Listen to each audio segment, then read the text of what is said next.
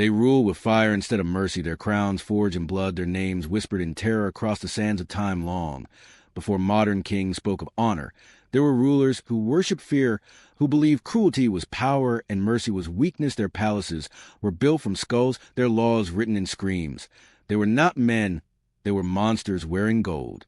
From the desert of Assyria to the temples of Egypt, from the shadowed valleys of Persia to the burning altars of Carthage, the world once bowed before those who ruled through horror. These are their stories, the kings who painted history in blood and dared to call it glory. They called themselves gods, but the earth still remembers them as demons. This is the story of the Blood Kings. Long before Rome and Greece rose to power, the world trembled before another name. Ashur-Baal, the king of Assyria, the man who turned fear into law and cruelty into art. He ruled nearly 3,000 years ago, but his legacy still stains the soil of Mesopotamia, the land between the Tigris and Euphrates, where civilization itself was born, and where its darkest ruler built a throne from the bones of his enemies. Ashur-Baal did not just want to rule. He wanted to dominate, to make men obey not out of loyalty, but out of terror. His armies marched across ancient lands with iron blades and fire, leaving behind nothing but silence. When he conquered a city, he didn't rebuild it, he erased it. He ordered his soldiers to cut off the heads of every rebel and stack them into pyramids outside the gates, a message to the next city that dared to resist. In his royal inscriptions carved deep into stone, he bragged of his cruelty. He wrote of flaying rebels alive, of burning them in furnaces, of hanging their bodies from the walls of their own cities. He called it justice. The gods, he claimed, demanded it. To his people, he was not just a king, he was divine, the chosen of Ashur, the god of war. His palace in Nimrud was unlike anything the ancient world had seen. Colossal stone lions guarded its gates, winged spirits carved into the walls, eyes forever watching over the blood-soaked throne within. But even his magnificence had madness. His halls were lined with reliefs depicting him leading captives with ropes through their lips, rivers of blood flowing at his feet. The message was clear: mercy was weakness, strength was terror. The people of his empire learned to worship him not with love, but with trembling. They whispered his name at night, afraid the mere sound would bring his wrath. It was said that when Ashur-Baal entered a conquered city, the air grew colder, the sun itself seemed to dim, as if the heavens could not bear to watch what came next. Yet his cruelty built an empire. He turned Assyria into the most feared kingdom of the ancient world. Roads stretched from the Persian Gulf to the Mediterranean. His army, unmatched, his wealth, unmeasured, his will unbroken. At feasts he celebrated his victories with rivers of wine and mountains of meat. But the real spectacle was the guests. He invited the kings he had captured, forced to kneel at his feet as slaves. While he drank from golden cups, their crowns melted into goblets, his laughter echoing like thunder across the hall. But every reign of terror ends the same way, with silence. Ashur-Baal's cruelty forged a powerful empire, but it also poisoned it. After his death, his people remembered him not as a god, but as a shadow, the kind that creeps across the walls of history and never fades. Centuries later, archaeologists uncovered the ruins of Nimrud and found the carvings that told his story. Walls covered with winged demons, armies of slaves, and rivers of blood. One inscription read, "I built this city for my glory and for the terror of all nations." And even now, standing before those stones, you can almost hear the whispers of the captives. You can almost smell the smoke of burning cities. And for a moment, you understand why the ancient world feared Assyria more than any plague. Ashur-Baal too believed that fear was eternal, that men would remember his cruelty forever. He was right. When King Ashur-Baal of Uruk-Kazir finally died, the earth did not mourn him. The skies burned crimson that night, and a storm unlike any before swallowed the city. But what followed was far worse, for death in that cursed land was never the end. His body was placed inside a golden tomb beneath the temple of Dagon, surrounded by 7 priests chanting words in forgotten tongue. They believed they were sealing his soul forever. But they were wrong. The curse that Ashur-Baal himself had invoked, the crown of eternity, did not let him rest. It was said that during his life, the king had made a pact with an ancient being, a god of shadows who demanded blood for wisdom. In return, Ashur-Baal was granted knowledge of the stars, medicine, and war. But the price was steep. He could never truly die. Days after his burial, strange things began to happen in Uruk-Kazir. The moon no longer rose full. Crops withered overnight, and the river that gave the city life ran red like blood. Those who went near the royal tomb claimed to hear whispers, a deep, trembling voice calling their names. One by one, the priests who performed the burial vanished. Some were found turned to stone. Others were found alive, but their eyes were burned black. Rumors spread that King Ashur-Baal's crown had been seen glowing beneath the temple floor as if alive, and anyone who touched it never lived long enough to tell the tale. Years passed, and the city began to fall apart. War came, and new rulers rose, each claiming the throne, but none could wear crown. The few who dared were either struck by lightning or went mad within hours. Then came Prince Khmer, the last heir of Ashur-Baal's bloodline. Arrogant and young, he laughed at the old legends. "Curses are for the weak," he said. "My ancestor ruled the world. I will rule the heavens." Ignoring the warnings, he entered the temple at midnight, alone, carrying only a torch and his father's sword. The doors closed behind him with a thunderous echo. Witnesses outside said the ground shook. A scream tore through the air, not of fear, but of rage, followed by silence. When the doors finally opened, the torch lay on the ground, still burning, but the prince was gone. In his place stood a figure draped in black robes, wearing the crown of eternity. The face beneath was pale, the eyes hollow and burning with crimson fire. It was Ashur-Baal reborn. For 3 nights, the people of Uar-Khazir saw shadows moving across the palace walls, though no one walked there. By dawn, every noble who betrayed the bloodline was found hanging upside down, their blood drained into silver bowls. The priests fled, carrying with them ancient scrolls that told the story of the curse.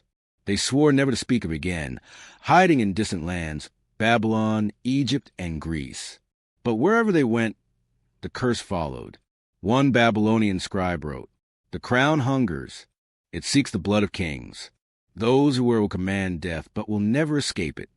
Centuries later, archaeologists digging near the ruins of Uar-Khazir claimed to find a golden artifact shaped like a serpent devouring its own tail, the symbol of eternity.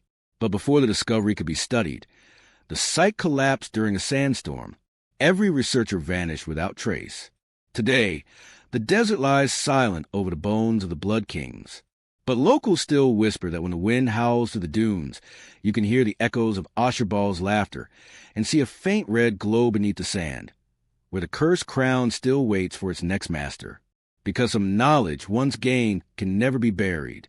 And the curse of the Blood Kings is one such secret, a shadow that outlived empires, and perhaps still breathes. Centuries had passed since the fall of Uar-Khazir, yet the legend of Ashur-Baal and his cursed crown refused to die. The desert swallowed his empire, but the whispers remained, carried by nomads, priests, and secret scrolls hidden deep in temples. In Babylon, far to the east, those whispers became prophecy.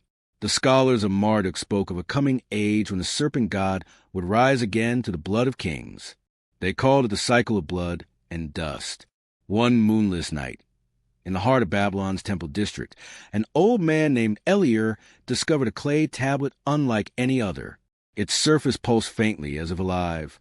When light struck it, the marks glowed red, forming the shape of a serpent devouring its tail.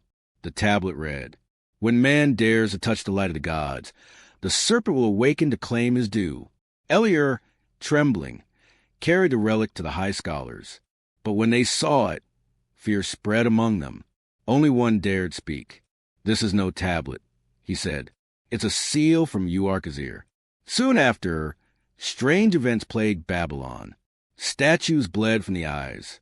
The rivers turned bitter. And beneath the temple of Ishtar, guards swore they saw a shadow wearing a crown of fire moving through the corridors.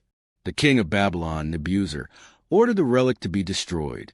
Yet every time they tried, fire, hammer, acid, the tablet reformed itself, as if mocking them. In desperation, the king sent for a secret order of monks, the Brotherhood of the Veil, men sworn to guard mankind from forbidden knowledge.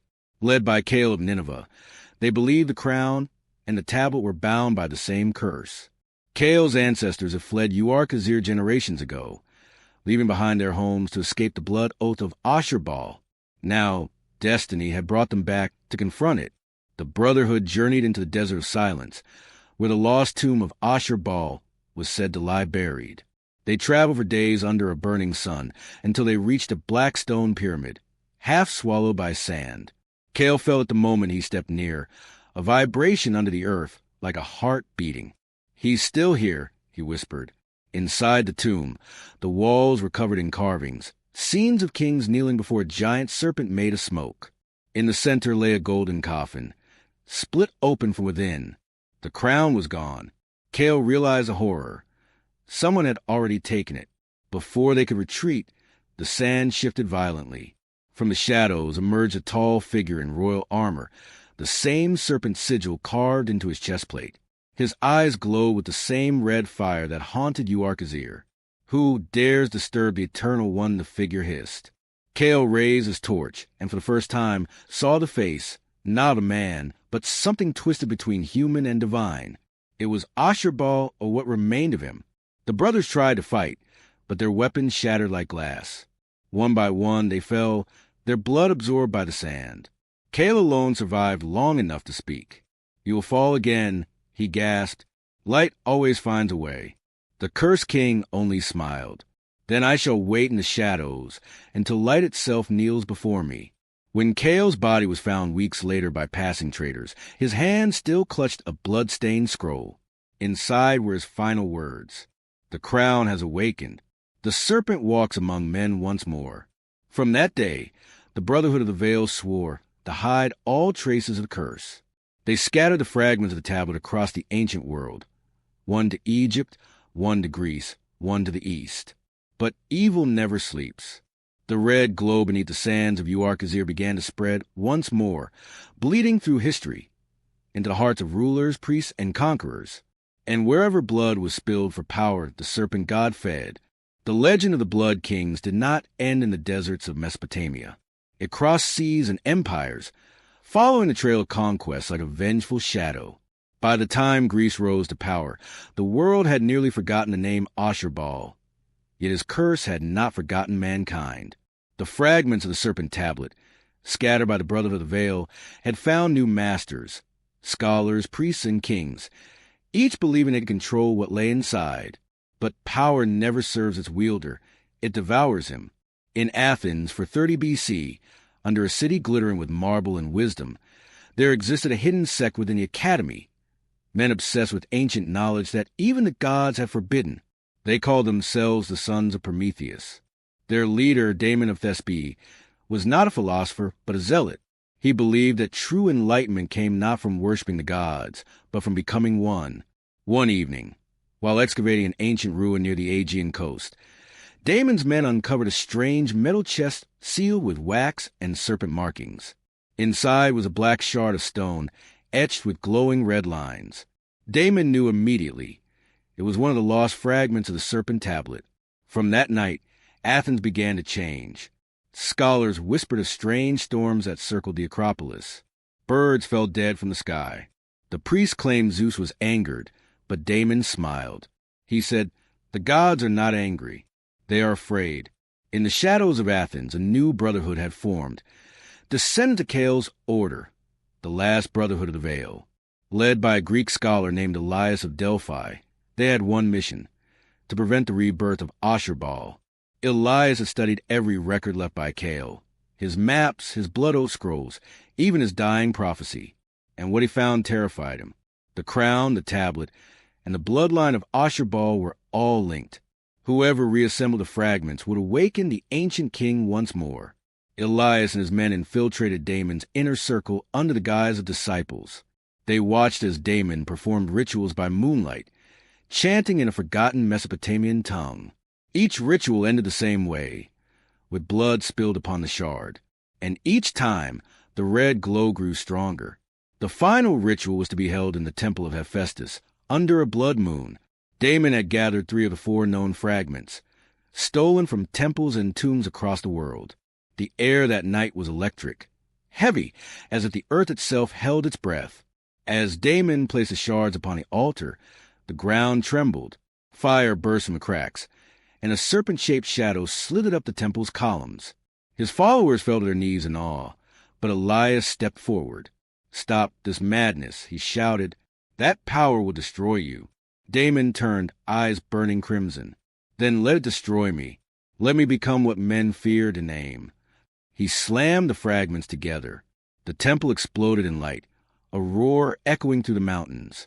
From within the smoke, a colossal figure began to form, wearing a crown of flame. The voice that spoke was not Damon's. It was older, deeper, infinite. "I am the first and the last," it thundered, "the serpent who fed upon kings." Elias realized what had happened. Damon's body had become the vessel of Ashur-Baal reborn. He drew his dagger, the same relic Kael once carried, etched with words of sealing. As the creature advanced, Elias lunged, plunging the blade into the serpent heart. The light screamed, then vanished. When the smoke cleared, the temple lay in ruins. Damon's body was gone, and the fragment of the tablet had turned to ash. Elias, mortally wounded, wrote his final words in blood upon the altar. "Power does not die, it waits. The Blood Kings will rise again when mankind's hunger calls them." The Brotherhood buried the ruins, erasing all traces of what had happened. But centuries later, archaeologists uncovered the site, finding only the faint image of a serpent carved into the stone. They thought it was mythology. They were wrong, because every empire that rose after Rome, Byzantium, even the kingdoms of the modern world, carried whispers of the same symbol: the serpent, the crown, the blood. The legacy of the Blood Kings was not buried in the past. It was waiting in the dark for us to find it again